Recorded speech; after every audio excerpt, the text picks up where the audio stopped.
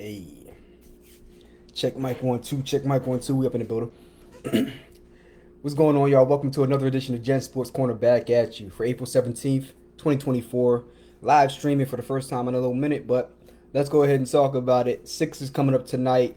The playoff run starts tonight, and I'm gonna keep this real brief, real short, succinct, and to the point. Excuse me. Sixers play the Heat tonight, 7 o'clock on ESPN. It's gonna be nationally televised. As part of the play-in tournament. Sixers being the 7th seed, Heat being the 8th seed, playing at the Wells Fargo Center in South Philly at the complex. Couple of things with this game.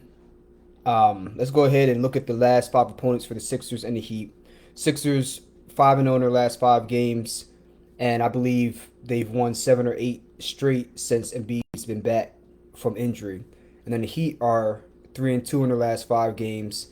And when you look closer at these teams that they're playing, you have wins against Toronto, back to back on the 12th and the 14th, and then you have a win against Atlanta in double overtime on the 9th, and then they lost to Dallas and the Pacers. And what you'll notice from that sequence of five games is they beat bad teams.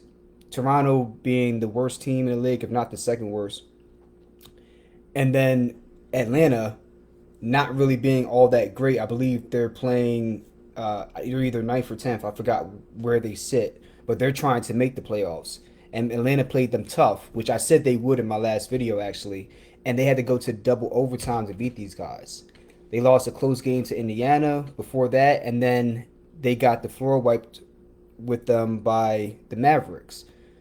But then you go ahead and look at the Sixers in their last five games. They beat Memphis, which is a very, very good team.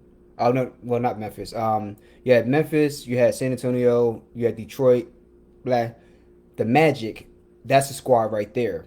And I was at that game on Friday. They came out, and the Wagner brothers, they were really good, but they weren't enough. It was clear to me and everybody in that arena that Embiid, even with the injury scare, he's the best guy on the court. And then you have a guy like Maxey to come in and be that complementary piece to make it a 1-2 punch. And then Tobias, who is supposed to be your guy, he's not even the guy right now. You can change your mind whenever, but Kelly Oubre is that third option for you. Very, very consistent. So that's why I really like this matchup with the Sixers going against the Heat. And you look at the injury report real quick. You have Terry Rozier out, Josh Richardson out. He finally had successful surgery on his right shoulder, I believe maybe last Wednesday.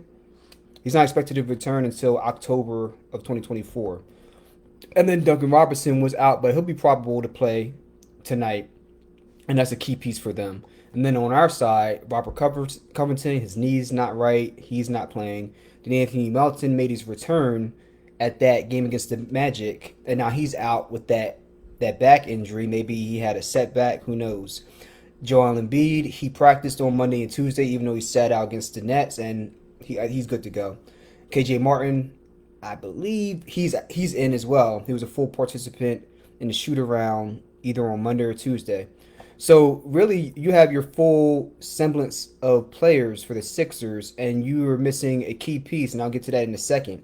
But before I do that, I want to throw out three key numbers, and I want this to be the takeaway for you guys. Three key numbers. First set of key numbers is First key number is 85.7. And that is the combined total of the top three players on the Sixers roster and the points per game they had specifically against the Heat this year. So you go ahead and look at Joel Embiid, Maxey, and ironically Tobias Harris.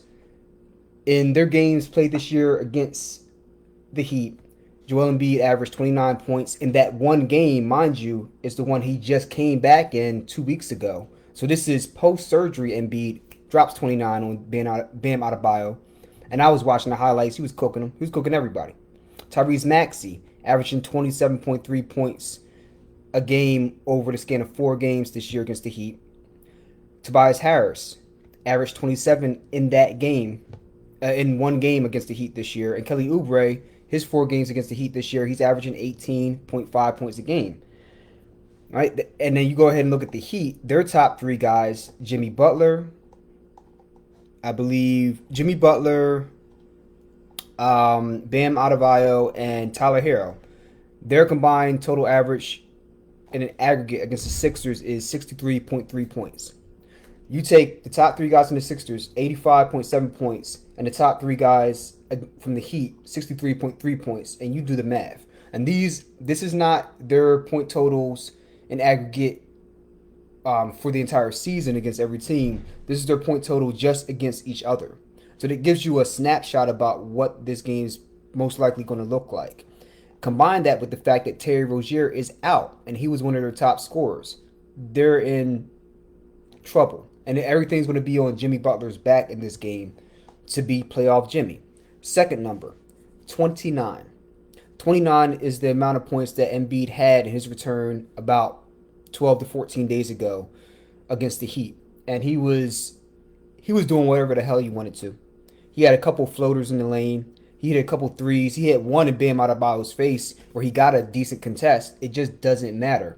Go back to my last video on the Sixers and look at why I said Embiid is special this year and who I compared him to. I'm not going to tell you who I compared him to, but go back to my video and look who I compared him to, and you'll see exactly, hopefully, what I'm seeing. Last number is 3, and that's the amount of guys that are shooting above 40% from three-point range against the Heat, and none of those guys has the last name Maxey. That tells you everything you need to know about what this matchup is going to look like. When you look at the Heat, the only guy that was really hitting three-point shots against the Sixers, and I'm looking at it right now, Bam Adebayo, the one three-point shot that he made on average in his games against the Sixers this year, and then Terry Rozier hit 45% from three-point range combined this year with the Charlotte Hornets and with the Heat against the Sixers. But guess what? He's not in the lineup. Jimmy Butler, 25% from three-point range against the Sixers. Tyler Hero, 26.3% from three-point range against the Sixers. They're going to have to find ways to score tough baskets against this Sixers team that now has Kyle Lowry defensively. You have a healthy Embiid back defensively. Changes the entire dynamic of the team. And let's not forget about Buddy Hield, who's one of the best three-point shooters in the league. So for those reasons, I'm picking the Sixers to win this game, and they better win this game. If not, then they go ahead and play the winner of the 9th and 10th seed playing game, which is the Hawks and maybe the Bulls, I think. If they win this game, then we go ahead and get the Knicks. I would love to face the Knicks. Don't like that Julius Randle got hurt, but I'd be more than happy to see the Sixers take advantage of that. All right, so let me know what you guys think of my breakdown, my prediction, and I'm getting ready for this game tonight. Going to go to Little League practice and get these kids up to speed with baseball, and then I'm gonna come back and I'm gonna see the Sixers do what the hell they need to do.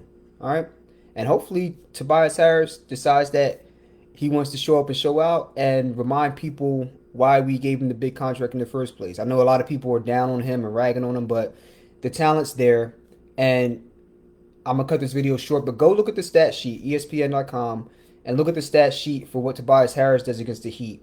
And that's what I want to see again tonight. All right, till next time, y'all. Deuces.